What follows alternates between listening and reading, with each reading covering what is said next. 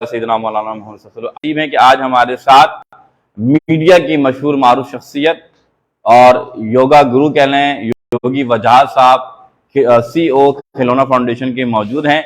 और मैं आपका तारुफ पहले भी करा चुका हूं, लेकिन तहे दिल से शुक्रगुजार हूं रेहान फाउंडेशन की तरफ से, रेहान अल्लाह वाला भाई की तरफ से कि आप यहाँ तशरीफ लेकर आए। और मैं चाहता हूं कि आप हमारे इन बच्चों को और हमारे इन नौजवानों को, हमारे इन बेटियों बहनों को आप ऐसी स्किल्स देकर जाएं जो जिंदगी में इनके लिए कामयाबी हो, क्योंकि इनके बैच माशाल्लाह कंप्लीट होने वाले हैं। ये चंद आखिर के दिन है, तो मैंने चाहा कि मैं कुछ ऐसे दोस्तों को लाके इंट्रोड्यूस कराऊं जो इनके लिए यादगार हो जाए। तो प्लीज योगी भाई के लिए तालियां हो जाएं। Now stage is yours. बहुत शुक्रिया। Thank you. औज़ु बिल्लाहि मिनश शैतानिर रजीम, बिस्मिल्लाहिर रहमानिर रहीम, अल्लाहुम्मा सल्लि अला मुहम्मद व आले मोहम्मद। पहले तो बहुत बहुत शुक्रिया। ये पहली दफ़ा है कि स्टेज के नाम पे माइक दे दिया गया, तो मैं तो समझता पूरा स्टेज मिलेगा, लेकिन बहरहाल चले माइक ही आजकल उसकी अलामत है। आपका बहुत बहुत शुक्रिया सर कि आपने मुझे यहाँ आने का मौका दिया और मेरे कुछ यादगार दिनों में कुछ दिन और लम्हों का इजाफा किया। रेहान भाई से मेरी मुलाकात बहुत दिलचस्प हालत में हुई थी जब हम इस्लामाबाद में एक CSR कॉन्फ्रेंस कर रहे थे। और रेहान भाई को सभी जानते हैं, तो वो हमें नहीं जानते थे, हम तो उन्हें पहले से जानते थे और उनके वीडियोस देखते रहे, उससे बहुत सीखते भी रहे। वहाँ इत्तेफाक ये हुआ कि जब प्रोग्राम ख़त्म हुआ तो मेरे एक दोस्त हैं, इत्तेफाक से वो प्रोग्राम आज गवर्नर हाउस में भी है, 3 बजे मुझे वहाँ जाना है, तो 3:30 बजे से शुरू होगा। CSR कॉन्फ्रेंस होती है, अवार्ड होता है CSR। ये क्या होता है ये भी मैं आपको बता दूंगा, और इस पे आप लोगों को बहुत काम करना चाहिए, बड़ा काम की चीज़ है आपके लिए। कॉर्पोरेट सोशल रिस्पॉन्सिबिलिटी, हर इदारा अपने प्रॉफिट में से कुछ पैसे निकालता है और उसके लिए लाजिम है हुकूमत की तरफ से कि वो अपनी कम्युनिटी पे, सोसाइटी पे खर्च करे। ये जो हमने एक चैरिटी का बना दिया है, सदका दे दो, ज़कात दे दो, खैरात दे दो, तो मैं सोचता हूँ कि जो बाहर के लोग हैं वहाँ तो सदका, ज़कात, खैरात नहीं मिलता, तो दुनिया को वो कैसे चलाते हैं। तो एक सिस्टम डेवलप किया गया और सिस्टम है CSR, और ये हमने नहीं किया, उन्होंने किया है। हमने तो उसके नाम पे कुछ और भी काम कर लेते हैं।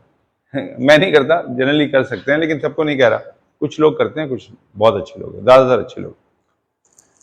वहाँ पे जब वो प्रोग्राम ख़त्म हुआ तो मेरा दोस्त जो है इंजीनियर नदीम, उसने कहा, जो उसको लीड करता है, कि मेरा फ्रोजन शोल्डर हो गया है, हाथ उठ नहीं रहा। मैं होम्योपैथिक डॉक्टर भी हूँ और मेरा जो शोबा है वो ऑर्थोपेडिक है। मैं cervical, frozen shoulder, back pain, sciatica और नी देखता हूँ। बैक पेन पे यहाँ मत जाइएगा, वो यहाँ होती है, हाथ यहाँ ही रख सकता था, इसलिए मैं, वरना लोग कहते हैं जी मेरी किडनी में बहुत दर्द हो रहा है ना। मेरा हार्ट जो है ना, यकीन करें, मेरा हार्ट जो है ना वो इतना गड़बड़ करता है, मैं बड़े मतलब, और मेरी गर्दन तो टूट के रह गई है बिल्कुल, तो मैं कुछ होता है आगे पीछे हो जाता है। वहाँ पे मैंने वो एक, मुझे तो बिल्कुल भी नहीं पता था, मैंने उसको ट्रीट किया, तो मुझे वो कहते हैं, हाँ भाई क्या मंजन बेच रहे हो तुम, ये आवाज़ उसमें वीडियो में भी है, कौन सा मंजन बेच रहे हो। मैं सर वो हाथ इसका सही कर रहा हूँ, तो उसका हाथ बेचारे का यहाँ तक उठ पा रहा था उस वक्त, तो ट्रीटमेंट है वो किए, उसके बाद उसका हाथ यहाँ तक उठ गया, तो उन्होंने पूरा रिकॉर्ड किया और वो मेरा पहला वायरल वीडियो था, जो उस वक्त तक मेरे ख्याल से आज से अब तो 1 साल ही हो गया, उस वक्त मैंने देखा था। कुछ दिनों के बाद तो 25,000 लोगों ने तो देख लिया था। मुझे मिस्र से भी फ़ोन आए, इंडिया से कई इंडियंस ने फ़ोन किया कि जी हमें भी बताएं, हालांकि ये आयुर्वेदिक एक साइंस है जो मैंने बताई। मैं बड़ा हैरान था कि अगर एक शख्स सिर्फ एक काम करे और उसको प्रॉपरली पेश कर दिया जाए, पेश करने वाला अपने स्टाइल से पेश करे, तो मैं तो बहुत सारे प्रोग्राम पहले भी करता रहा, लेकिन पहले क्यों ऐसा नहीं हुआ कि वायरल हो गया। तो इस डिपेंड के वो जो थीम है उसको परस्यू करने वाला और उसको प्रेजेंट करने वाला कौन है, तो ये बहुत बेहतर हुआ। तो मैं यहाँ पे उसका कर्ज तो नहीं उतार सकता, लेकिन फिर भी मैं अपने तौर पे कुछ जिम्मेदारियां पूरी करने के, हिस्सा लेने के आया हूँ, ताकि कुछ मेरा नाम लिखा जा सके कभी आप लोगों के साथ साथ। पहली बात तो ये कि वक्त की किल्लत है और आप लोग ऑलरेडी अपना काम कर रहे हैं, तो मैं नहीं चाहता कि उसमें मुखल ज्यादा हूँ। आपका स्टेज है सर। जज़ाकल्लाह, मेरा माइक है, मेरा माइक है, आपने माइक दिए। जज़ाकल्लाह, उसको कहते हैं मंच पे, आपका मंच है, ठीक है जी। तो शुक्र है, मंजी कहते हैं, मंजी हमारे यहाँ चारपाई को कहते हैं, तो हमारे यहाँ मंज और मंजी की तरह सिर्फ छोटी ये लगती है। वैसे तो खैर मुझे उमन माइक की जरूरत नहीं पड़ती, इसलिए कि मैं यानी उसको मुस्कुराते हुए कहता हूँ कि मैं शादीशुदा हूँ, और शादी ज़्यादा आदमी जो होता है उसको माइक की जरूरत नहीं होती, उसकी आवाज़ मोहल्ले में वैसे ही आ जाती है। यहाँ से भी बात कर सकते हैं ना, तो ऐसा हो जाता है।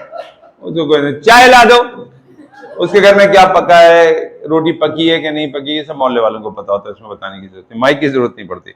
माइक से पहले भी हम पाकिस्तानी और हम एशियन जो हैं वो अपने गले से इतनी आवाज निकाल लेते थे कि माइक की जरूरत ना पड़े। बट एक साइंस है जो इसके पीछे काम करती है। मेरा तारुफ जो है मेरे भाई ने करा दिया, बल्कि ज्यादा करा दिया। मैं इतना मुखलिस, इतना नरम, इतना शायद नहीं हूं। मैं पठान आदमी हूं, और पठान आदमी के बारे में जो कुछ कहा जाता है बाद में लोग कहते हैं छोड़ो यार यूपी अच्छा, तो मैं पख्तून हूँ जी, संडबस्ता क्वाड का आफरीदी। बट मुझे पश्तो नहीं आती। पश्तो इतनी आती है कि वो पठान पकड़ के मार रहा हो तो मैं कहता हूँ जमा पख्तून व पश्तो न पोए। मैं पठान हूँ, पश्तो नहीं आती है। तो अच्छा, उस पर और मारते हैं लोग, कहते हैं बेगैरता, पश्तो नहीं बोलता। ठीक है, अच्छा, ये हमारे यहाँ बड़े प्यार से बोला जाता है, तो इसमें कोई नहीं, इसमें परेशान ना होइएगा। बट एक कम्युनिटी या किसी भी कम्युनिटी से समझना, जैसे सिखों के बारे में लतीफ़े बना देना, लेकिन आपको पता होगा कि इंडिया में हमारे बारे में बनते हैं, सिख हमारे बारे में बनाते हैं बहुत अच्छे, तो ऐसा नहीं है। इसी तरह कुछ कम्युनिटियों के बारे में है कि जी वो तो माइंड से सोचती नहीं है। मैं किसी के बारे में कर रहा हूँ, ठीक है, किसी कम्युनिटी के बारे में, ठीक है, किसी कम्युनिटी के बारे में। तो अगर वो माइंड साइंस पढ़ा रहा हो वो बंदा खड़े हो गया तो कुर्ब क़यामत ही होगा। कि आप कह रहे हैं कि जी तो माइंड की बात ही नहीं करते, लेकिन मैं माइंड साइंसेस का स्टूडेंट हूँ। मेरे उस्ताद मोहतरम प्रोफेसर डॉक्टर मुईज़ हुसैन साहब, जहाँ से मैंने हिप्नोसिस, टेलीपैथी, मिस्मरिज्म या EFT, ये तमाम जो माइंड के ऊपर काम करने वाले हैं इन पे काम किया। इसमें बहुत से माइंड के ऊपर काम करें। NLP एक बड़ा कमाल का एरिया है जिस पर आप लोगों को काम करना होगा, और उसका जो सेल्फ हिप्नोसिस का एरिया है, अपने आप को कैसे हिप्नोटाइज किया जाता है, उस पर काम करना होगा। अगर आप खुद अपने आप को हिप्नोटाइज करने पे आ जाएं तो आपको किसी की जरूरत नहीं पड़ेगी। नो फियर, बहुत बहुत आसान है।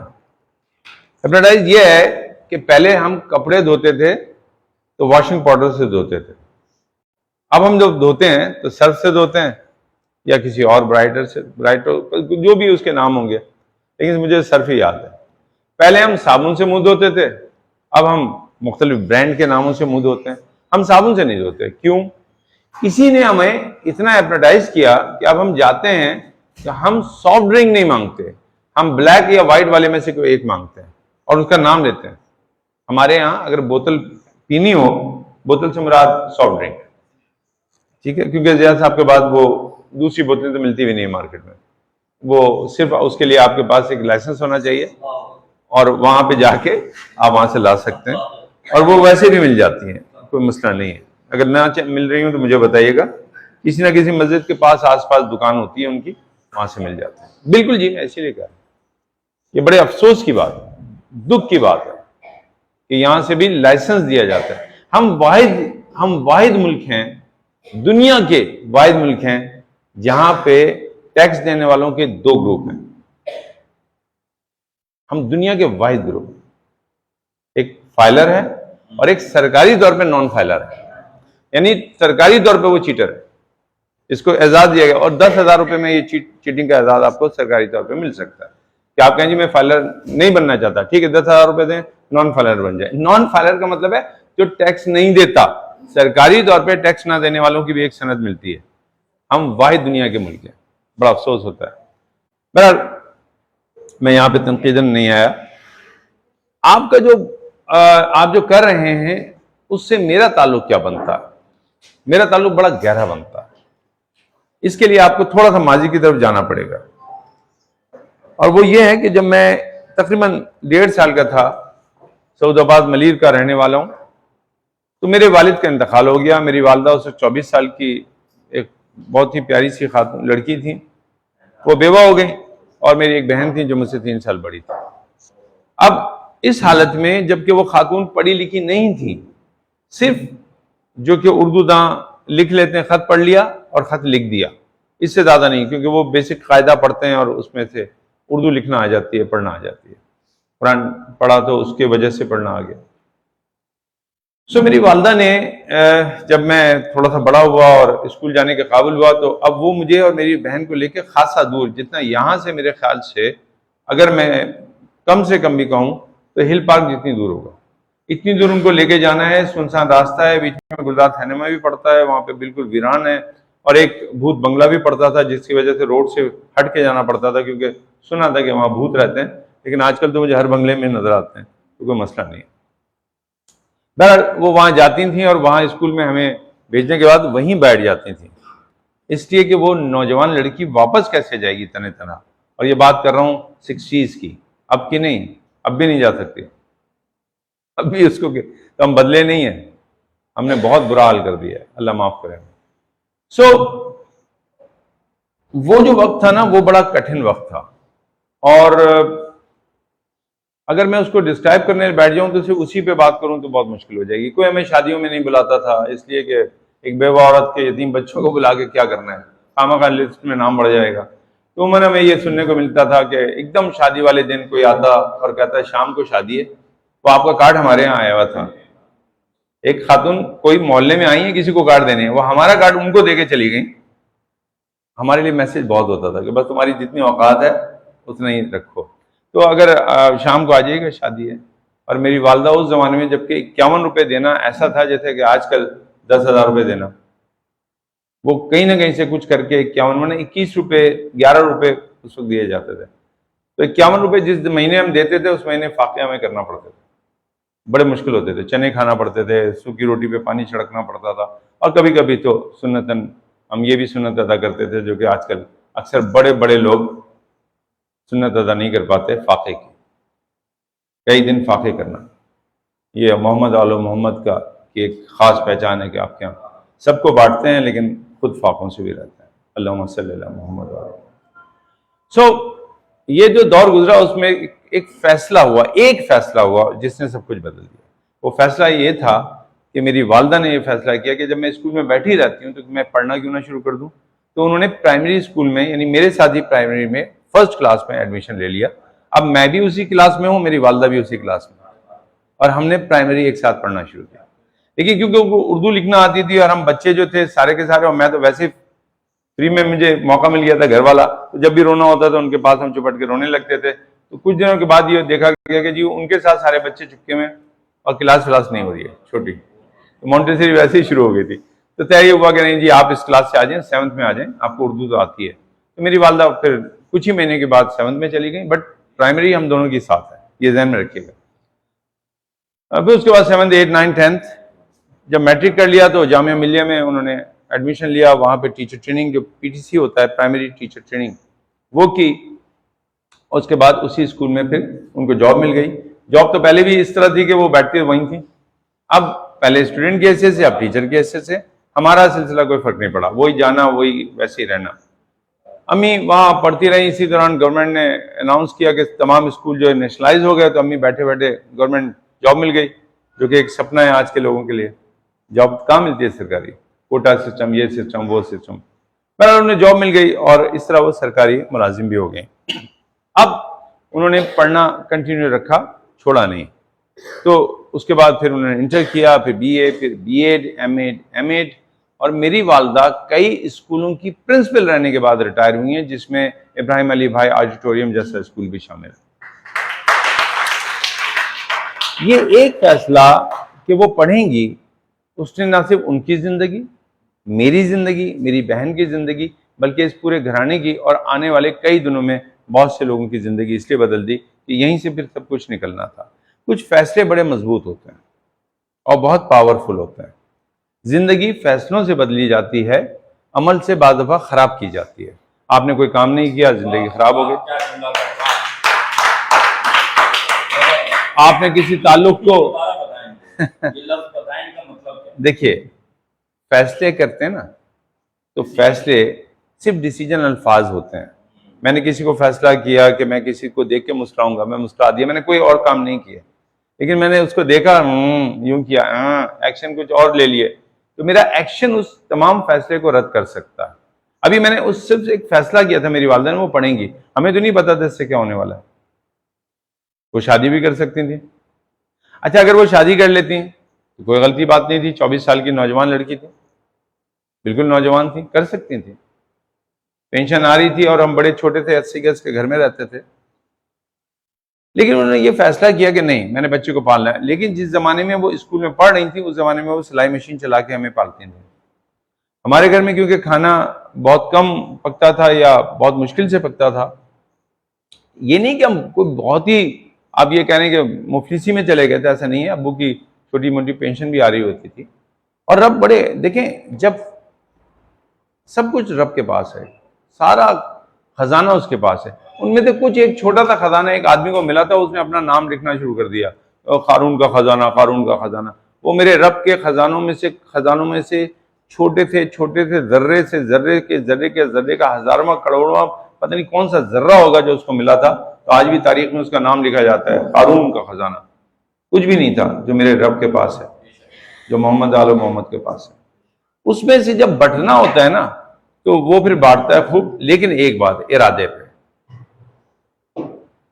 एक शख्स जो बिल्कुल जहालत में है, जो एक ऐसे माशरे में है जहां पे शिर्क भी है, गुनाह भी है, हर चीज है, एक फैसला जबानी करता है ना जहन के ऊपर, ला इलाहा इल्लल्लाह मुहम्मद रसूलुल्लाह, और उसके बाद उसकी पूरी कायनात बदल जाती है। अमल तो कोई नहीं किया अभी, अमल तो नहीं हुआ ना, यहां सिर्फ फैसला हुआ है। कोई तलवार लेके आता है और फिर हमेशा के लिए सर झुका के जिंदगी गुजारता है ना। कोई अभी छोटा ही होता है, लेकिन एतबार ये होता है कि जब अमानतों का वक्त आए तो उसको मुंतखब किया जाता है। ये कौन से मरहले हैं? ये फैसलों के मरहले हैं। अमल फिर बाद में आएगा, वो कि दोनों के अमल बहुत बड़े हैं। कोई अपने घर का सारा सामान ले आता है और फिर नबी कहते हैं कि आज इनसे कोई जीत ना सका। ये फैसले हैं, ये फैसले हैं। और जब फैसले आप सही करते हैं तो फिर कायनात अपने उन खजानों के दरवाजों को खोलता है जिनका आपने मांगा भी नहीं होगा उनसे। तो मेरे साथ भी कुछ ऐसे हुए।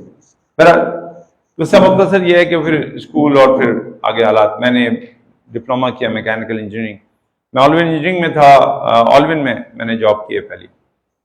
उससे पहले मैं स्वीडिश पॉलिटेक्निक में पढ़ रहा था, क्योंकि वहाँ आने जाने में 30 पैसे लगते थे, सरकारी जो बस आती थी उसके हिसाब से, और मुझे वो 60 पैसे बचाना होते थे डेली, क्योंकि मेरी वालदा उस वक्त अर्निंग कर रही थी और मुझे सिर्फ 80 रुपये मिलते थे, जिसमें मुझे सब कुछ करना होता था। मैं 83 की बात कर रहा हूँ, 84-83। तो मैंने सोचा कि क्यों ना मैं हॉस्टल में रहने लगूँ, लेकिन मुझे पता चला कि कराची में हॉस्टल वालों को रहने की इजाज़त नहीं है। तो मैं छुप के किसी न किसी के बेड के नीचे सोता था, ताकि सुबह मुझे फिर दोबारा आना है तो मैं क्या जाऊँ फिर आऊँ, 60 पैसे मेरे खर्च हो जाएंगे। चाय पीने की आदत उस वक्त भी नहीं थी, अब भी नहीं है, क्योंकि जब चाय कोई चीज़ पीते थे तो फिर पिलाना भी पड़ती थी, तो पिलाने के तो पैसे ही नहीं थे, तो मैंने पीने ही छोड़ दिया। लेकिन यहाँ क्योंकि मिल गई है और मुझे उम्मीद है कि पिलाना नहीं पड़ेगी।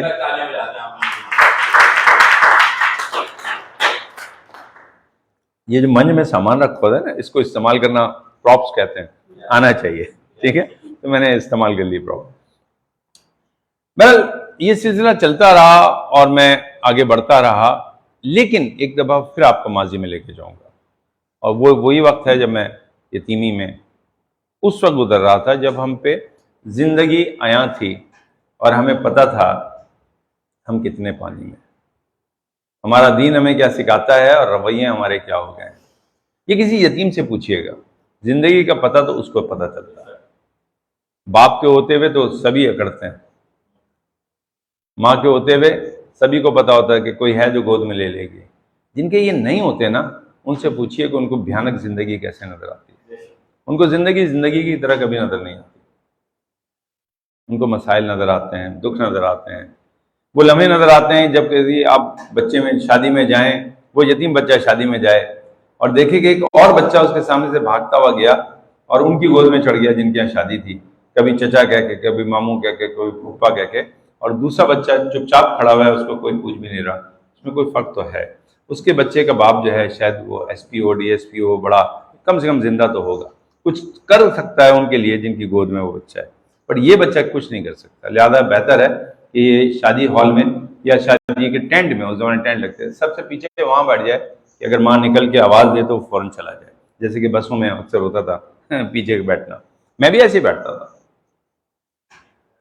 जब मैं छोटा रहा और इन गुर्बत के दिनों में, या वो दिन जब मेरी वालदा खाने पीने के अलावा मुख्तलिफ चीज़ें अफोर्ड नहीं कर सकती थी, तो ज़ाहिर बात है मुझे खिलौने नहीं मिले। मैंने अपना पहला खिलौना, मैं बार बार कहता हूँ, मेरी वालदा कहती है मत कहा करो ये जुमला सूट नहीं करता या अच्छा नहीं लगता। मैं कहता हूँ जी नहीं, मैं मुझे कहने दीजिए कि मैंने अपनी ज़िंदगी का पहला खिलौना चोरी किया। और उस ज़माने खिलौने क्या होते थे सन 60 के ज़माने में, 61, 62, 63 के ज़माने में शायद कुछ भी नहीं होते थे। चपटी चपटी साइकिलें होती थी, एक टीन की प्लेट होती थी, उसमें टीन का चमचा होता था, चटनी रखी होती थी, उसी से खा लें आप। ये बहुत बड़ी चीजें थी। पापड़ मिल जाते थे, या बहुत बड़े, आपको अगर कहीं से कोई गुलाब जामुन मिल गया तो वो भी काट के मिलता था, क्योंकि एक गुलाब जामुन में 4 लोग खाते थे उस जमाने में। आइसक्रीम नाम की कोई चीज नहीं होती थी, कुल्फियां मिलती थी, और कुल्फियों की डंडियां बड़ी मुफीद होती थी, क्यों उसको जूते के डिब्बे में लगा के और फिर कोक लगा के, ढक्कन लगा के बोतलों के हम गाड़ियां बनाते थे। बट ये खिलौने नहीं मिलते थे जो आज को मिलते हैं। और बदकिस्मती जो यह है कि उस जमाने में खिलौने बहुत होते थे, लेकिन इस जमाने का एक खिलौना जो है वो खुद इंसान बन चुका है। आज लोग इंसानों से खेलते हैं, उस जमाने में कभी नहीं खेला करते थे। उस जमाने में इंसान समझा जाता था, खिलौना नहीं।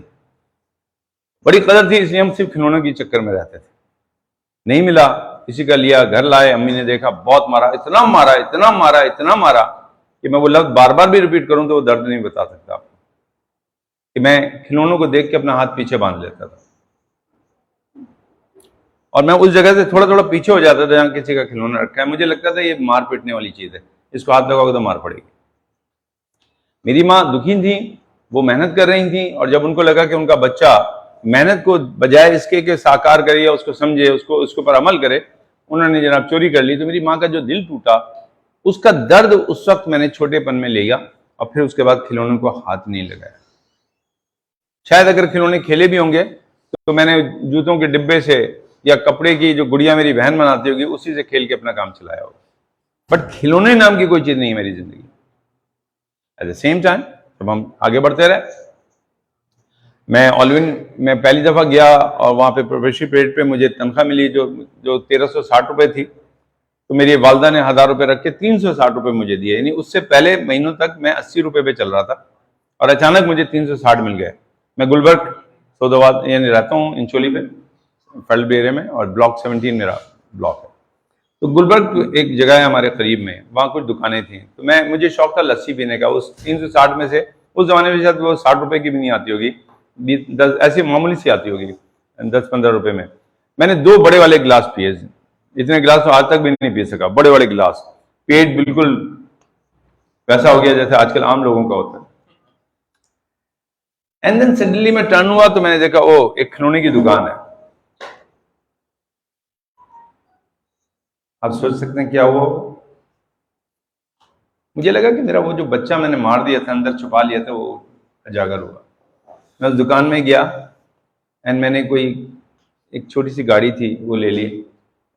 उस जमाने मेरे हिसाब से बड़ी महंगी लग रही थी, वो ले ली। वो हवा भर के जो बच्चों की गाड़ियां नहीं होती छोटी सी। एंड देन वो मैं लेके घर आ गया। जब मैं घर आया तो मैंने अपनी वालिदा से कहा कि क्या हुआ, क्या करने गए थे। मैंने कहा लस्सी पीनी थी, कुछ करना था। अरे सही से रखा करो, ये क्या ले आए तुम। आप सोच सकते हैं मेरा जवाब क्या था। मेरा जवाब ये नहीं था ये खिलौना है, मैंने ये भी नहीं कहा कि ये गाड़ी है। मैंने कहा माँ आज तो नहीं मारेंगे। मेरी वालिदा ने कहा क्या हो गया। मैंने कहा आज आप मुझे मारेंगी तो नहीं, आज फिर मैं एक खिलौना लेके आया, लेकिन ये खिलौना मेरा अपने पैसों का। मेरी जिंदगी में 2 खिलौने बहुत इंपॉर्टेंट, एक वो जो मैंने चोरी किया, एक वो जो मैंने खरीदा। बेशुमार खिलौने मेरे पास हैं, बेशुमार। मेरा घर खिलौनों से भरा हुआ है। मेरा ग्रैंडसन भी कहता है दादा इतने खिलौने किसी के पास हैं। दादा we blessed by Allah, Allah give me more, nobody have so much choice, so much choice. आज भी वो घर में बुखार में है, क्योंकि मैंने उसको एक बड़ी अच्छी साइकिल दिलाई है, और 2 दिन से साइकिल चला चला के बेचारे को बुखार चढ़ गया। तो अभी उसको 2 व्हीलर साइकिल की प्रैक्टिस ही 4.5 साल का मामला।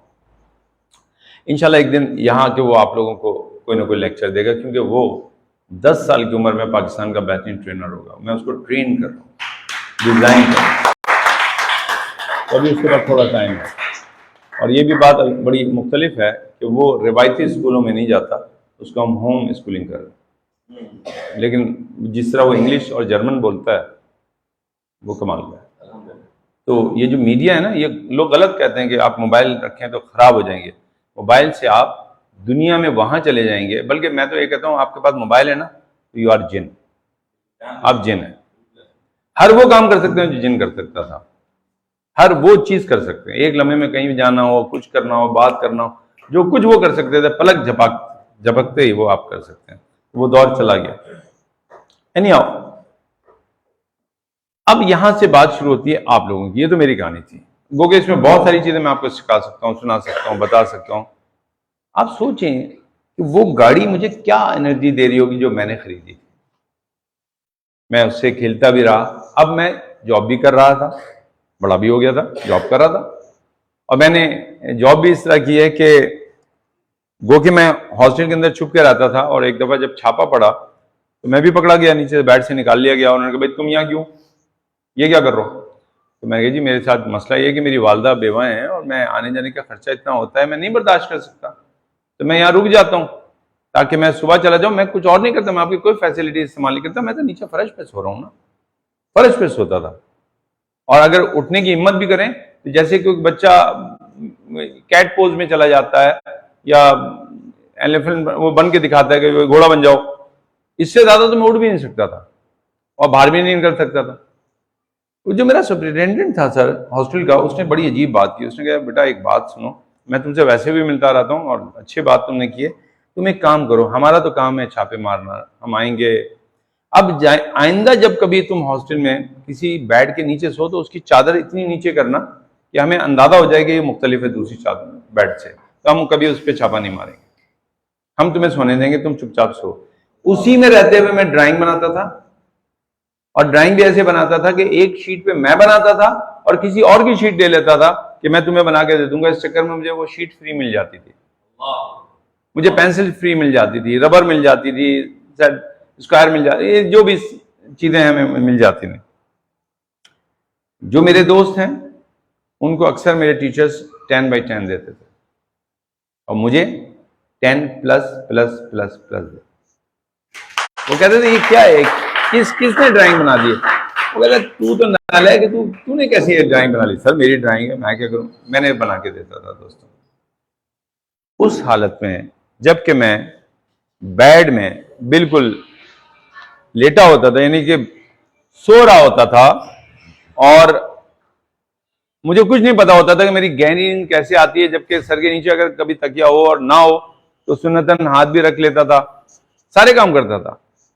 और आपको हैरत होगी, कपड़े धोने का तरीका मेरा बड़ा अजीब था, क्योंकि बैग तो मेरे पास था नहीं और मुझे कल वाले कपड़े पहन के दोबारा जाना है।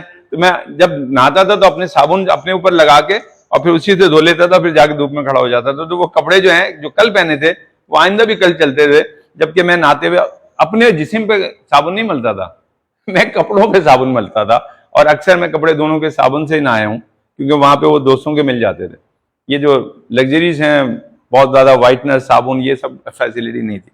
बहरहाल एनीहाउ, इन तमाम चीजों के बावजूद कि मैं वहां किस तरह रह रहा था, क्या कर रहा था, मुझे अपने वालदा के दुखों से निकालना था और मैं चाहता था कि उनके साथ काम करूं, उनके लिए काम करूं। अब बहुत हो गया, मैं कुछ तो घर के लिए करूं।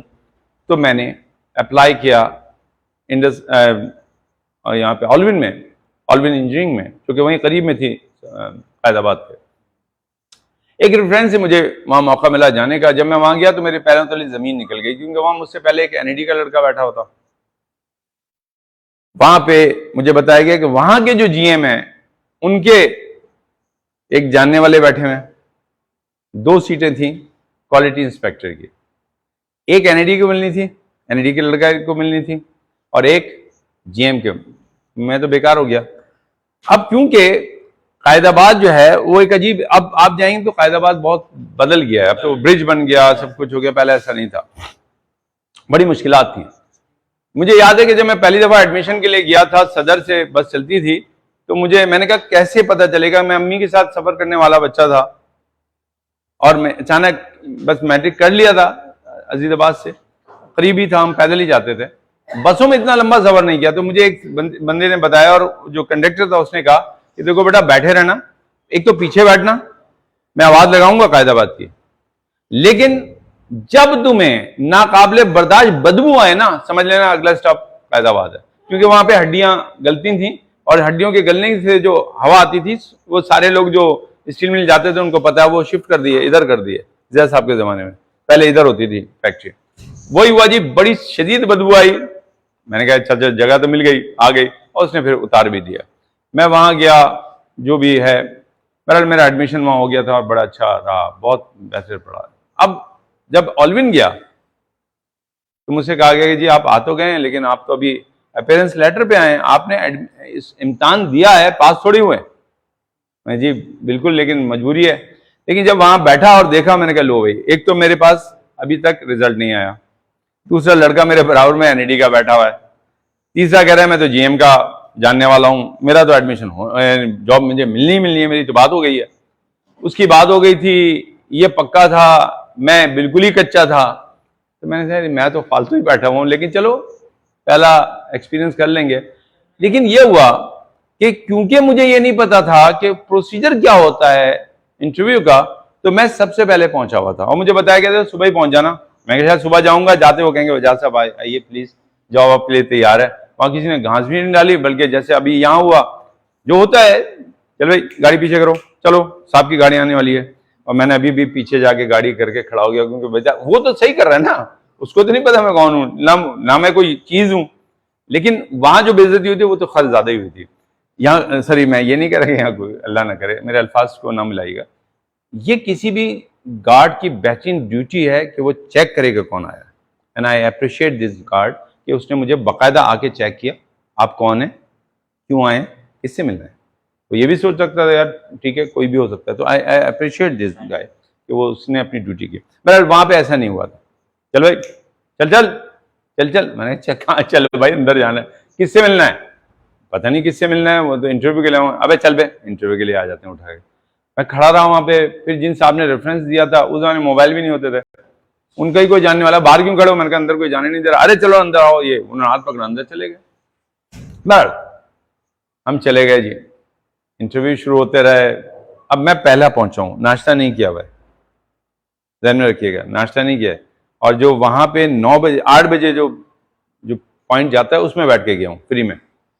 8 बजे से बैठे बैठे 12 बज गए, 1 बज गया, 1:30 बज गया, 2 बज गए, और उन्होंने आगे बता भी दिया कि हमारी जॉब हो गई। मैं आखिरी बंदा था जिसको बुलाया गया 4:30 बजे, 8 बजे सुबह से 4:30 बजे मैं अंदर गया। एक साहब बैठे हुए थे, मुझे सब कुछ पता था, मुझे ये नहीं पता था बात कैसे करते हैं, क्योंकि जब दुनिया से बाप चला जाए तो तहजीब सीखने में बहुत रुकावट हो जाती है, पता नहीं चलता, सिखाने वाला कोई नहीं होता ना, रब तो उतर के आएगा नहीं, नबी उसने भेज दिया, कुरान पढ़ा नहीं था उस जमाने। उस बच्चे को क्या पता जिसने अभी मैट्रिक किया और उसके बाद फौरन डिप्लोमा किया और सरकारी पीले नीले स्कूलों में पढ़ता हुआ चला है। अगर मैं भी कहीं और होता तो फिर कुछ और अगर मैं थोड़ा सा पढ़ा लिखा होता तो मेरे तो स्टाइल ही कुछ और होता ना।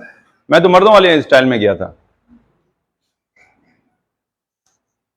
बहरहाल मैं गया, बैठा, इतना थक गया था कि अपने दोनों पैर मैंने आगे किए। वो जो साहब बैठे थे उन्होंने फौरन अपने पैर पीछे किए। ये क्या है? मैंने कहा सर कुछ नहीं है, थक गया हूं, और अब ये बताएं आप क्या करेंगे। वो तुम्हारा इंटरव्यू करूंगा। मैंने कहा वो तो हो गया, वो तो 2 लड़के आपने सेलेक्ट कर लिए, एक एनएडी वाला और एक जीएम का जो भांजा भतीजा है। ये क्या तरीका है? मैं सर छोड़ें सब कुछ, ये बताएं आप खाना खाएंगे? आपने भी खाना नहीं खाया? हाँ, मैंने सर चलें खाना ही खा लेते हैं। वो कहने तुम्हारा इंटरव्यू लेना है। मैंने कहा सर बाढ़ में गया, इंटरव्यू छोड़ दें, इंटरव्यू छोड़ दें, इस वक्त मुझे भूख लग रही है, मुझे चक्कर आ रहे हैं, हो सकता है मैं गिर पड़ा। ये मैं पहली दफा जिंदगी में किसी को इंटरव्यू के नाम पे इंटरव्यू दे रहा हूँ। मेरा बंदा इंटरव्यू ले रहा है। अच्छा चलो भाई चलो आओ। वो मुझे कैंटीन लेके गए। मैं कहा मुझे खाना खिलाएं, मुझे बहुत शदीद भूख लग रही है, मैंने नाश्ता नहीं किया हुआ। मेरी शक्ल भी ऐसी थी और हालात भी ऐसे लग रहे थे। उसको यकीन आ गया, उसने कहा नहीं आ जाओ, चलो खाना तो खा लो। अच्छा उन्होंने भी खाना था। मुझे बाद में पता चला कि वो मैनेजर थे, तो उनके लिए खाने का, वरना खाने का वक्त सिर्फ 1 बजे होता है, उसके बाद नहीं मिलता। उन्होंने मुझे बैठाया और मुझसे कहा कि कुछ मंगाया। मैंने कहा सर जो आप मंगाते हैं मंगा लें, लेकिन पेमेंट नहीं है मेरे पास, पैसे नहीं है, पैसे मैं नहीं दूंगा, पैसे आपने देने। क्यों, मैंने क्यों देने? मैंने कहा सर मैं क्या करूं, सुबह से बैठा हूं, मुझे तो नहीं पता आप लोगों ने किस तरह क्या करना था। ये मैं बिल्कुल पहली अपने इंटरव्यू की बात कर रहा हूं आपसे। क्यों कि मेरी पीछे जिंदगी ने मुझे कर्ब सिखाए हुए थे, बोलना बता दिया था कि बोलूंगा बेटा, मुझे बोलना है, मेरे पीछे है कोई नहीं अल्लाह के अलावा। तो खुदा ने भी, कहते हैं ना, जब ये बड़ा सख्त जुमला है सर, तल्ख जुमला है, याद रखिएगा, जब किसी के शख्स के सर से, चाहे वो शख्स मर्द हो या औरत, बाप का हाथ हट जाए तो खुदा अपना हाथ रख देता है। तो मेरे सर पे मेरे रब का हाथ था ना, तो ऐसी की तैसी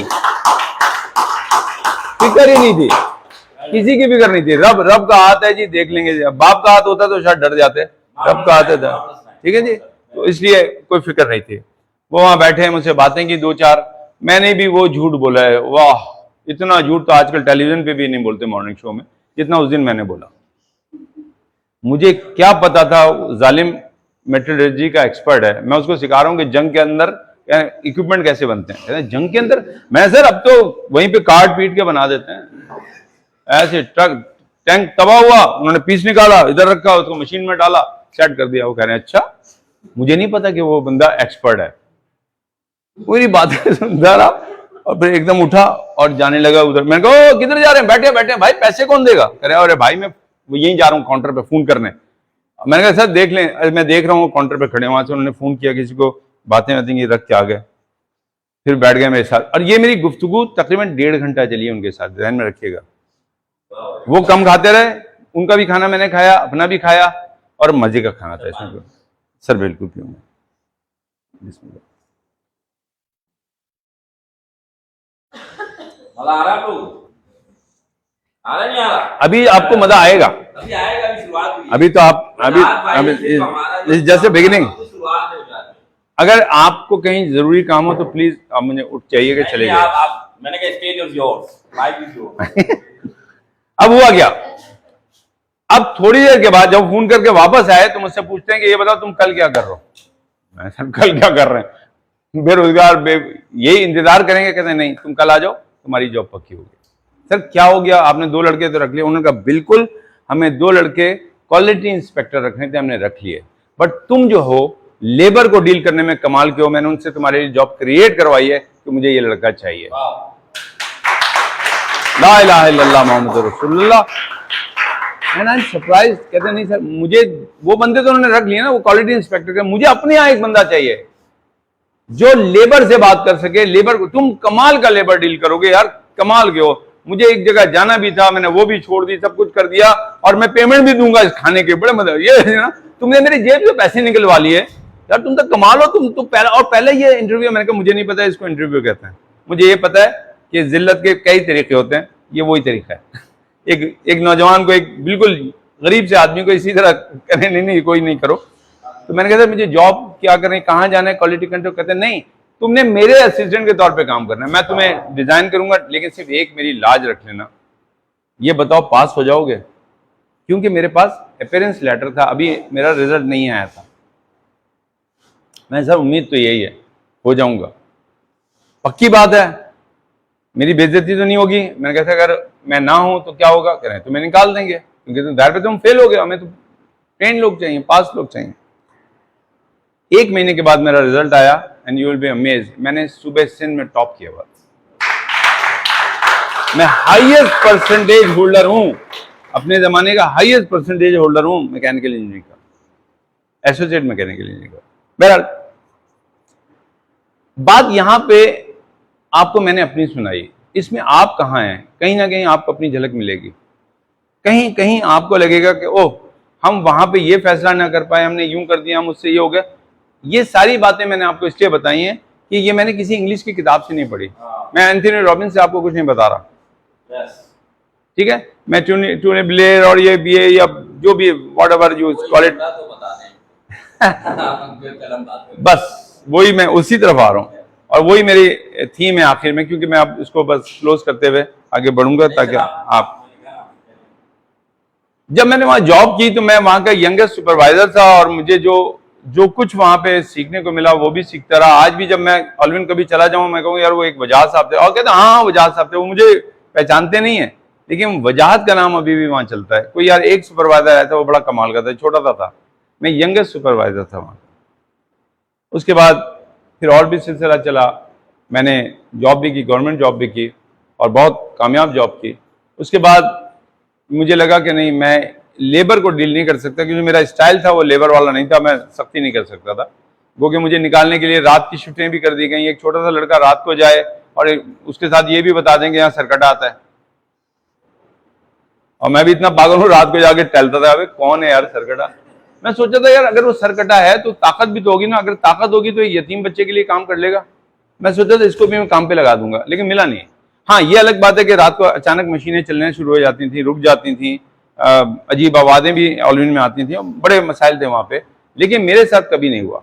और मैं अकेला उस अंधेरे ग्राउंड में जाता था जहां पे दिन में लोग नहीं जाते थे, सिर्फ इस चक्कर में कि यार मिल जाए दोस्ती कर लेंगे, और मुझे मार देगा तो चलो जान छूटेगी।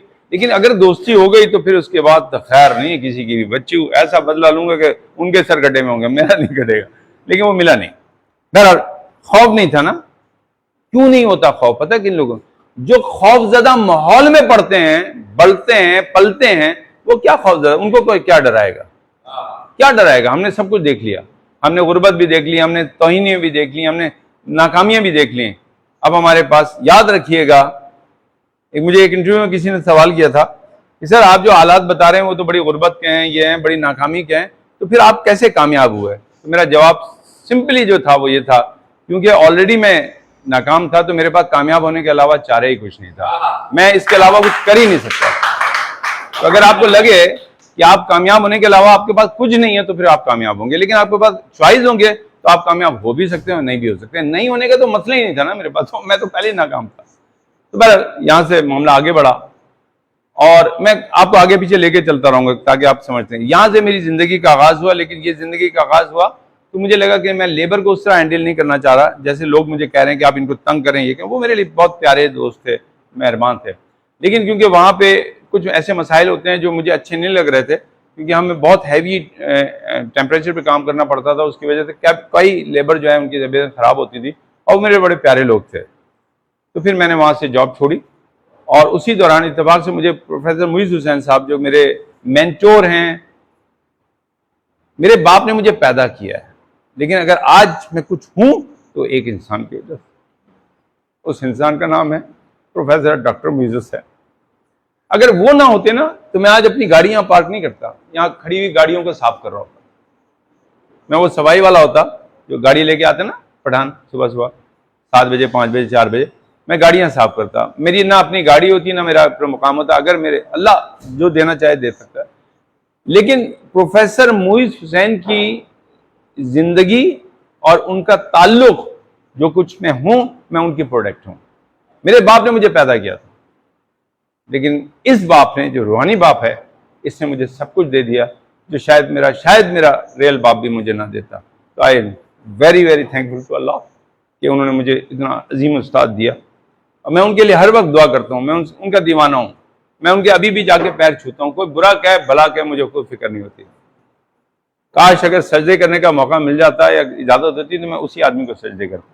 मैं उनके पैर छूता हूँ, वो एयरपोर्ट पे मिले, वो कहीं पे मिले, मैं सिर्फ जाता हूँ, उनके पैर छूता हूँ। एयरपोर्ट पे एक दफा मिले तो मैं उनके नीचे जमीन पे बैठ के पालती मार के बैठा, तो लोग कह रहे हैं ये क्या, मैंने कहा उस्ताद हैं, इनके साथ नहीं बैठ सकता।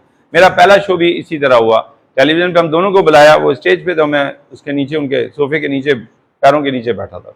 बड़ी मुश्किल से लोगों ने कहा ऊपर बैठ जा, मैंने ऊपर नहीं बैठ सकता, तो फिर मुझे मैट दिया गया था, इसलिए कि मैं जानता हूँ कि एहसान फरोमोशी जो है वो गुनाह है। ये तो रब को भी नहीं पता, ये पसंद, रब भी कहता है एहसान फरोमोशी नहीं करना, वो चाहता है एक नॉलेज किया जाए, माना जाए, शुक्रगुजारी उसको पसंद है ना। तो इंसानों के साथ भी हमें रवैयों में अपनी शुक्रगुजारी रखनी है, जो करे उसको उसका ऑनर दें। तो मेरे उस्ताद के लिए तो मैं बहुत बोल सकता हूँ, बेनता बोल सकता हूँ, कमाल के हैं, कमाल के। अगर वो यहाँ आ जाएं, और उनको आना चाहिए, मैं क्या चीज हूँ, आप यकीन कीजिए, आप हैरान हो जाएंगे कि पाकिस्तान में ऐसी भी शख्सियत मौजूद है।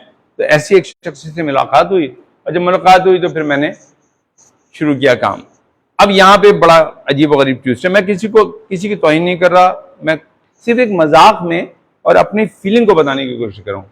मैं जनाब पीले स्कूल से पढ़ा हूँ, अजीजाबाद के कैप्टनशिप से। उसके बाद मैं एक सरकारी पॉलिटेक्निक से पढ़ा हुआ। तो मैंने तो कभी इतनी इंग्लिश बोली नहीं। मैं जब प्रोफेसर मुईज साहब के यहाँ गया तो वो उर्दू नहीं बोलते थे, मुझे इंग्लिश नहीं आती थी। फिर मैं उर्दू साइंस कॉलेज में इस चक्कर में गया था कि यहाँ चलो उर्दू होगी, मुझे क्या पता वहाँ भी कम वक्त इंग्लिश होती है, वहाँ पे भी इंग्लिश में ही पढ़ना पड़ती थी। मैं सोचता था शायद यहाँ की इंग्लिश उर्दू में होती हो, लेकिन ऐसा नहीं हुआ। तो बड़ा अजीब तशवीश थी रही। और वहां जाओ तो वो शेक्सपियर वाली इंग्लिश बोलते थे, सर से गुजरना था। बहुत मेरे बाल भी इसी चक्कर में उड़े हैं शायद, वो इतनी इंग्लिश बोलते थे सर से उड़ते उड़ते मेरे बाल भी ले गए वो। एंड देन मैं उनकी चप्पलें यहाँ रखी जाती थी, वहां बैठता था छुप के, ताकि अगर ये इंग्लिश बोल रहा हूँ तो मुझे पता ना चले, मैं छुप जाता था। एंड देन ये सिलसिला चलता रहता था। बहरहाल एक दिन उन्होंने मुझसे कोई सवाल किया, हाँ वजाद, एंड वजाद साहब के पूरे शरीर में एक है ना बिजली से भर गई, जलेबी भाई बन गया उस दिन थोड़ी देर के लिए। जी उन्होंने कोई सवाल किया, सर से गुजर गया। मैं सर वो आप उर्दू में बोल रहे हैं, क्यों? मैं सर समझ नहीं आया। देखिए याद रखिएगा, अगर जो कुछ आप बोल रहे हैं तो यू कॉल इट, मैं तो सच बोल रहा हूं, सच की बात नहीं, जो है वो बोल दिया। मुझे ये भी नहीं पता इसको सच बोलते हैं क्या बोलते हैं, भाई जो है बोलना है। हिम्मत थी इतनी, जी समझ नहीं आ रहा, दोबारा बोलें। उन्होंने उर्दू में उसको सवाल रिपीट किया। मैंने उर्दू में जो जवाब दिया वो इतना कमाल का था कि मुझे साहब कह रहे हैं यहाँ पे ये क्या बोल रहा है तू, कमाल है भाई, इधर इधर यहाँ आ जाओ, आगे आ जाओ। And then that time I choose to sit in the front. जब वो प्रोग्राम हो गया तो उसके बाद कई लोगों ने कहा यार हमें भी डर लगता था यार वजाद, तुमने उर्दू में बोल के आज हिम्मत बना दी, हम भी कल से बात कर लें। आज मुईज साहब उर्दू बोलते इसी चक्कर में कि उस दिन उन्होंने मुझसे उर्दू में सवाल किया था। आज उर्दू में जो वो बात करते हैं वो ये कहते हैं इस कमबख्त ने मुझे इस लाइन पे लगाया, उन्होंने मुझे इस लाइन पे लगाया, बट मोहब्बत में वो कहते हैं उनको क्या मैं लगाऊंगा, वो बहुत आला शख्सियत हैं, बहुत बड़े इंसान हैं, वो बहुत बड़े उस्ताद हैं, पर उससे कहीं बड़े इंसान हैं। इतने बड़े इंसान हैं कि मुझ जैसे यतीम को भी वो लेके घूमते रहे और सिखाते रहे। उन्होंने हर चीज़ सिखाई है। और कभी कभी जब मैं बात करता हूँ, मुझे कोई कहता है आप में झलक आती है उनकी, तो मैं बड़ा खुश होता हूँ, आई फील प्राउड। बहरहाल सिलसिला चलता रहा। अब यहाँ एक मसला आया, वहां पे आने वाले आते थे उस जमाने में, बड़ी वाली प्राडो तो अब आई है ना, उस जमाने जो बड़ी गाड़ियां थी, हम जो 20 नंबर की बस है उसमें लटक के जाते थे, बट हम बैठते आगे थे, हमने बना ली थी अपनी पोजीशन। तो बड़ा मसला आता था, बहुत सारे लोग जेलिसी तो नहीं कहेंगे, लेकिन होता है यार ये कौन है, कल का है आगे बैठ गया, ये हो गया, बड़ी मसले आते थे, बहुत मसाइल आते थे। सो हमने ये गौर किया कि वो जो लोग मसाइल लेके आ रहे थे वो जेलिस भी हुए, लेकिन उन्होंने बहुत साथ भी दिया और बड़ा काम आया, बड़ा मजा आया उनके साथ काम करते हुए। वहां पे एक मसला ये आया कि जो बड़े बड़े महंगे कोर्सेज थे वो लोग वो कर रहे थे, मैं नहीं कर पा रहा था। मुझे जो प्रोफेसर साहब ने पहला कोर्स कराया 4 डायमेंशन, जो कि आप लोग करना चाहें तो जरूर कीजिएगा, गो के अभी कॉस्टली है, मुझे तो मुफ्त में कराया था। That programme change my life. तब मुझे पता चला कि ओह, जो आप सोचते हो जिंदगी वो होती है यार, जो आप देखते हो सब बेकार की बात है। मैं अगर एक मिसाल दे रहा हूं, वो मुनासिब तो नहीं है, मैं अमिताभ को देख लूं तो क्या अमिताभ बच्चन बन जाऊंगा? नहीं बन रहा ना। मैं यहां से देख लूं मेरे उस्ताद मोहतरम जिया मुइनुद्दीन साहब, उनको देख लूं कि जिया साहब बन जाऊंगा? नहीं, करीब तरीन जाने की कोशिश कर सकता हूं, बन नहीं सकता, लेकिन बनूंगा वो जो मैं फैसला करूंगा, जो मैंने फैसला करना है। तो जो अंदर से फैसला होता है ना, वो बड़ा कमाल के। तो वहां जब मैं गया और मुझे साहब ने मुझे एक प्रोग्राम करा दिया था, मैं उसी के तो फैल बस वो मुफ्ते के चक्कर में बैठा रहता था, हर वक्त बैठा रहता था। बड़ा सीखता था उनसे, और सीखता हूं, और सीखना चाहिए। अभी तक मैं कुछ भी नहीं जानता। उसी दौरान वहां पे लोगों ने बड़ी बड़ी बातें बताई कि हमने इस तरह काम किया। मेरे उस्ताद जी सुनेंगे तो नाराज भी होंगे, लेकिन किसी ने कहा कि मैंने हाथ लगाया, रेकी दी, गाड़ी की बैटरी चार्ज हो गई। फिर एक ने कहा, छोड़ने पे आए तो बहुत छोड़ सकते हैं ना, तो एक ने कहा जी मैं फ्रिज खराब हो गया, तो मैंने फ्रिज को हाथ लगाया, फ्रिज चलने लगा। ये माइंड क्यों रही है? ये एक रेकी, एक प्रोसेस है रेकी का, अगर आप जानते हैं थोड़ा। तो अब मैंने कहा यार इतनी तो मैं भी नहीं छोड़ सकता, अब क्या करूं? और छोटे आदमी के पास छोड़ने के लिए भी कुछ नहीं होता। बड़ी बड़ी बातें होती है ना, किसी ने कोई बताया, किसी ने कहा सर मेरे टिकट नहीं मिल रहा था एयरलाइंस का, बस मैंने यूं किया, यूं एयरलाइंस, और मैं गरीब आदमी था ना, मेरे पास गाड़ी थी कि मैं पार्किंग के लिए कुछ मुद्राज लगा लेता। इसी दौरान उन्होंने योगा का कोर्स अनाउंस किया था, टीचर ट्रेनिंग का। मैंने कहा यार ठीक है, ये बातें तो देखिए, मैं उनका, मेरे दोस्त हैं वो सारे, मैं मोहब्बत में कर, खुदा की कसम में कोई तनकीद या और यानी कोई अल्लाह ना करे, मैं किसी बुराई में नहीं कर रहा, मैं एक बात कह रहा हूँ, इसने मुझे मोटिवेट किया कि यार ये लोग ये कर सकते हैं, चले मान लेते हैं वाकई हुआ होगा, ये कर सकते हैं, ये करते, मैं तो नहीं कर पा रहा, तो मैंने क्या करना है। फिर मुझे लगा कि ओहो वजाद साहब, आपको भी तो एक चीज दी हुई है, वो आपकी बॉडी है, तो चलो इस बॉडी को करते हैं। तो मैंने योगा शुरू किया इसलिए कि अब मैं पैर को छू रहा हूं, भाई तू अपनी मशीन को ठही कर, ये देख मैं कहां तक जा रहा हूं। अब वो कह रहा है यार इससे ज्यादा नहीं जा सकता, मैं इससे ज्यादा बैंड नहीं कर सकता, हम पूरा बैंड कर रहे हैं। तो मैंने कहा यार जो मैं कर सकता हूं वो तो करूं। तो मेरे पास जो इक्विपमेंट था वो मेरा बॉडी थी, मैंने इसको इस्तेमाल किया। एक मैकेनिकल इंजीनियर अगर योगी के नाम से मशहूर है तो सोचिए कितनी बड़ी ट्रांसफॉर्मेशन होगी उसकी, कहां से वो टर्न हुआ होगा। एक मशीन से ह्यूमन डिजाइन मशीनिंग की तरफ आना इतनी मामूली बात नहीं है, लेकिन ये गुर्बत और अल्लाह की तरफ से किए हुए फैसले हैं जो आपको उस रास्ते पे खुद ब खुद लेके चलते हैं। बहरहाल योगा में आ गए, ऐसी लोगों को कराना शुरू किया, जॉब छोड़ दी थी, थोड़ी थोड़े अचानक कॉल आई, और कॉल आई चैनल से कि भाई आप हमारे यहाँ आ जाएंगे। उस वक्त सिर्फ इंडस एक टीवी था, पीटीवी, या एक शाइन पे टीवी था, इंडस वगैरह का किसी को नहीं पता था। बहरहाल इंडस टेलीविजन चले गए और वो एक प्रोग्राम शुरू हुआ जो कि मैंने तकरीबन 16 साल किया है। उस 16 साल में मेरी 4 छुट्टियां, 16 साल में ओनली 4, और ये भी उन हड़तालों की वजह से नहीं हुई हैं जो उस जमाने में होती थी, ये उस पंचर की वजह से हुई है जो सुबह के वक्त हुआ और मेरे को पंचर वाला नहीं मिला। हड़ताल के लिए तो मैं रात को जाके सो जाता था, हड़ताल ने कभी मेरा प्रोग्राम रोका नहीं है। ये अलग बात है कि लोग नहीं आते थे। मेरी जो मैंने एक छोटी सी मोटरसाइकिल 2500 की लिए भी थी, उसमें यह मसला होता था, CB100 थी मेरे पास। फिर उसके बाद आगे मामला चलता रहा। जब टेलीविजन पे आ गया फिर सब कुछ हो गया और आगे बढ़ता चला गया, सीखता चला गया। मैंने थर से भी सीखा है और श्रीलंका भी गया, लेकिन जो ट्रेनिंग मेरी है ना, अगर मैं कहूँ एक नाम लूँ तो वो सिर्फ प्रोफेसर मुइज़ हुसैन, जिन्होंने मुझे माइंड सेंसिस सिखाया, हिप्नोसिस सिखाया, जिन्होंने मुझे योगा सिखाया, जिन्होंने मुझे प्रेजेंटेशन सिखाई, जिन्होंने मुझे हर वो चीज सिखाई जो एक शफीक बाप अपने बच्चे को सिखाता है। दो बार थोड़ा बता दें, माइंड साइंस क्या होता है। ओके, देखिए माइंड साइंसेस सिंपल सी बात है, माइंड की साइंस। दिमाग जिस लेवल पे काम करता है, दिमाग जैसे काम करता है, लेकिन आप कंप्यूटर पे काम करते हैं तो कंप्यूटर कैसे काम करता है, दिमाग को कैसे कंट्रोल करें, ये अपने काम है। या आप अपने लिए पूछ रहे हैं किसी को या इन लोगों को बताना होता है यार, मैं भी इनसे सीख लूं कुछ थोड़ा सा। अच्छा, मैं इतना पागल भी नहीं हूं कि सब कुछ सिखा के चला जाऊं, बेचता भी हूं, मार्केट में कुछ चीजें बेचता भी हूं। नहीं नहीं बिल्कुल बेटा, मेरी पूरी जिंदगी इस वक्त तुम लोगों के लिए है, जो पूछना है पूछ लेना, ठीक है।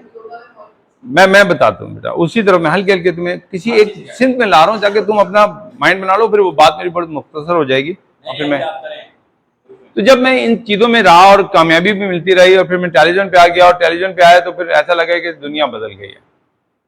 लेकिन मुझे अपना प्रोग्राम डिजाइन करना था। ना मैंने कभी टेलीविजन पे काम किया था, ना मैं टेलीविजन की तमाम बारीकियां जानता था। इवन उस जमाने में जब मुझे कहा गया कि आप कहेंगे नेक्स्ट सेगमेंट में आप ये बात करेंगे, तो सेगमेंट मेरे मुंह से नहीं निकला। एंड देन मैंने कहा, वो कह रहा भाई बोलो अगले सेगमेंट में। मैंने कहा ये क्या लफ्ज है भाई, मेरी तो समझ ही नहीं आ रहा। अगले हिस्से में, अगले पोर्शन में, सेगमेंट। मैंने कहा अच्छा ठीक है। अब देखें, यहां से फैसले रब के जो होते हैं ना, उसको मानना पड़ेगा। अगर मैं भी वही करता जो सबने किया था तो मेरा भी वही हाल होता जो सबका हुआ। मैंने कहा ठीक है यार, हम उर्दू में बात करेंगे। ख़वातीन हज़रात, अगले हिस्से में हम ये बात करेंगे। हिस्सा तो मैं बोल सकता था ना, हमारे मेहमान आ रहे हैं अब। और मुझे उर्दू साइंस कॉलेज की वजह से उर्दू पे उबूर था, कम हाका बोल भी लेता था, तो बड़ा कमाल है, मजा आ गया। लेकिन अब बनाना है प्रोग्राम, उन्होंने बताया कि जी आपको प्रोग्राम बनाना है, कैसे बनाएंगे। मैं बैठा रहा, सोचता रहा क्या करूं। ना किसी ने बताया, और जब कोई पहले काम करता है तो वो तो खुद मिसाल होता है ना, उसको कहां से लाके देंगे। योगा का कोई प्रोग्राम टेलीविजन पे नहीं होता था, और ना उस जमाने में यूट्यूब अवेलेबल थे कि मैं वहां से देख लेता और आपको निकाल के बता देता कि जी क्या कर लो, ये कर लो, ये कर लो। अब मेरी समझ नहीं आया क्या करूं, किताबें मेरे पास हैं या मेरे उस्ताद ने जो बताया। मैंने कहा ओके, जो मेरे उस्ताद ने बताया मैं वैसा डिजाइन करूंगा। बट यकायक मेरे जहन में एक बात आई एंड दैट स्ट्राइक मी कि ओह माय गॉड, ये तो बड़ी कमाल की है। क्यों ना मैं उस पैटर्न को डिजाइन करूं जो मेरे रब ने कुरान में किया हुआ है। मेरा रब और हम सब का रब एक कहानी सुनाते हैं, उससे कुछ नताइज निकालते हैं और फिर हमें बताते हैं कि अगर तुम ये करोगे तो तुम्हें वो फायदा होगा, नहीं करोगे तो जो उनको नुकसान होता तुम्हें होगा। तो ये किताब पैटर्न, मेरा पूरा जो प्रोग्राम है वो कुरान की जो सूरा है उसके पैटर्न पे मैंने डिजाइन किया। मैं एक हिकायत सुनाया करता था, उस हिकायत में से जो जुमले आते थे, जो चीजें निकलती थी, उसका योगा करा लेता था और आखिर में मैं नजुल बलागा में से मौला अली अलैहिस्सलाम के पास से कोई जुमला कह के उसको क्लोज करता था। ये मेरा पैटर्न है। अगर आज भी वो प्रोग्राम आप देखेंगे तो आपको ये पैटर्न मिलेगा। मैं कामयाब नहीं हुआ, खुदा ने अपने नाम को कामयाब किया, मैं तो उसका एक हिस्सा बन गया चुपचाप। मुझसे खुदा ने वो काम ले लिया जो काम वो चाहते थे, किसी से भी ले सकते थे। मेरी कामयाबी नहीं है, ये मेरे रब के नाम की कामयाबी है, जो बेशक उसी का नाम हमेशा कामयाब रहेगा, वही बुलंद रहेगा। तो अगर आप उस धारे में बहने लगे जो बह रहा है तो फिर आप भी आगे मंजिल पे पहुंच जाते हैं। वरना अगर उसके मुखालिफ रहेंगे तो यहाँ बड़े बड़े शद्दाद आए हैं, कोई कुछ नहीं कर सका, फिरौन आए कुछ नहीं कर सके। लिहाजा मेरी कामयाबी ये रही कि मैंने उसको डिजाइन किया, तो मैंने मोहम्मद आलो मोहम्मद को जहन में रखते हुए, और उस जमाने में जो भी मेरे पास नॉलेज थी, क्योंकि मैं उस जमाने में भी उलमा इकराम के साथ बैठा करता था और रशीद तरावी साहब के घर के करीब ही रहता हूँ, तो उनके साथ मजालिस में भी जाता था, बैठता था, उनकी सुनता था, तकारीर सुनता था। और वहां से जो मुझे एक मिला कि नहीं, तुम कुछ नहीं कर सकते, जो बहुत कुछ कर सके उनमें से कुछ सीखना है। तो मेरे जो रहबर हैं रूहानी, वो तो जाहिर बात है आइमा इकराम अलैहिस्सलाम है, मोहम्मद आलो मोहम्मद ही हैं, अल्लाहुम्मा सल्ली अला मोहम्मद आलो मोहम्मद। तो मुझे कोई, यानी मैं कहता हूं मेरी कोई इसमें कामयाबी नहीं है। ये कामयाबी है उन कामयाब तरीन हस्तियों की जिनको दुनिया में सिर्फ और सिर्फ भेजा ही इसीलिए गया था कि जब कोई डूब रहा हो तो तुमको बचाना है, जब भूखा हो तो तुमको खिलाना है, जब कोई सो ना पाए तो तुम्हें सुलाना है, जब कोई रूठ जाए तो तुम्हें मनाना है, और जब कोई खो जाए तो तुम्हें उसको पाना है। ये वो हस्तियां हैं जिनसे निस्बतें जुड़ जाएं तो फिर कामयाबी आपके घर पे आके दस्तक नहीं देती, बल्कि आपके कदमों में आके कहती है खुदा के लिए मुझे ऑन करो। अपने आप को जोड़ें इन हस्तियों के साथ। हमारा दीन मुकद्दस वो दीन है जिसकी हर चीज को अगर हम अपनी मॉडर्न जिंदगी में अप्लाई करेंगे तो हम कामयाब होंगे। ये तस्वुर ही गलत है कि जी दीन को अलग रखा जाए जिंदगी को। अगर हम दीन को और इस अपने अमल को मिला लेंगे तो फिर वो जो फैसले और जो अमल की बात मैंने आपको बताई थी वो सही हो जाएगी। इसलिए कल इनको ये जुमला मेरा बहुत पसंद आया था, और ये शिव खेरा का कॉपीराइट जुमला है। दुनिया में बहुत कम लोग हैं जो अपने जुमलों को, लाइनिंग को कहने के बाद कॉपीराइट करा देते हैं। अगर आप कहेंगे तो मेरा नाम देंगे। कॉपीराइट का मतलब होता है, कामयाब लोग कोई मुख्तलिफ काम नहीं करते, वो हर काम को मुख्तलिफ अंदाज में करते हैं। That's why they successful. मैंने कोई नया काम नहीं किया, मैंने मुख्तलिफ अंदाज में काम किया। जिस दिन आप लोग ने ये सीख लिया कि दुनिया में कितने स्टार्टअप होंगे जो बन रहे होंगे, कितने लोग हैं जो इस वक्त अपने बिजनेस का काम कर रहे होंगे, क्या आप जो कर रहे हैं इससे पहले किसी ने नहीं किया होगा? ये वो जुमला है जिसके ऊपर मैं लाना चाहता हूं। क्या गारमेंट्स का काम किसी ने नहीं किया होगा? बुद्धि किसी ने नहीं खोला होगा? किचन किसी ने नहीं खोला होगा? तो फिर फर्क क्या हुआ? जो लोग काम कर रहे थे उनसे मुख्तलिफ अंदाज में आपने काम करना है। और जैसे आप मुख्तलिफ अंदाज में वो काम करेंगे जो पहले से भी हो रहा था, वो अट्रैक्ट होगा, लोगों की नजरों में आएगा। लेकिन अगर आप क्यों में सबसे पीछे इस तरह खड़े हो गए, जो ये कर रहे थे वो आपने कर लिया, वो अलग बात है। वो क्या जुमला अच्छा नहीं है, लेकिन बहरहाल मेरे अच्छे लगते हैं। हम जहां से खड़े होते हैं लाइन वहीं से शुरू होती है। तो मैंने एक शो किया और पाकिस्तान का पहला योगा बेस्ड प्रोग्राम था, पहला योगा बेस्ड प्रोग्राम। आज हर पार्क में आपको योगी मिलेंगे, वो वादा मुझे भी सिखाने लगते हैं, अच्छी बात है, आज मुझसे ज्यादा ही जानते होंगे। और यहाँ पे भी होता है, फलकन में, सब जगह होता है। और मुझे भी फोन आते हैं, अरे भाई तुम्हें क्या पता जो हम कर रहे हैं आजकल। ठीक है, हम बारिश का वो पहला कतरा थे जो रब ने हमें चुना, तो इस पे हमें फख्र है और ये हमारा काम है। अब हम टू द पॉइंट आते हैं। अब आप मेरी बात समझ गए। अब जो मैं कहूंगा उसके पीछे ये तमाम चीजें होंगी, और यहीं पे मैं अब टू द पॉइंट आता हूँ। ये बताइए, आप एक स्टार्टअप शुरू करना चाह रहे हैं, आप एक फ्रीलांसिंग एजेंसी, हाँ जो भी आप कर रहे हैं, कुछ कर, इससे पहले नहीं हो रहा था, तो फिर आपने कौन सा तीर मार लिया? मैं क्यों आऊंगा आपके पास? मैं क्यों अपना बिजनेस आपको दूंगा? मैं आपसे काम क्यों कराऊंगा? मुझे ये बता दें, मुझे जस्टिफाई करें, मुझे मैं आपसे काम क्यों कराऊंगा?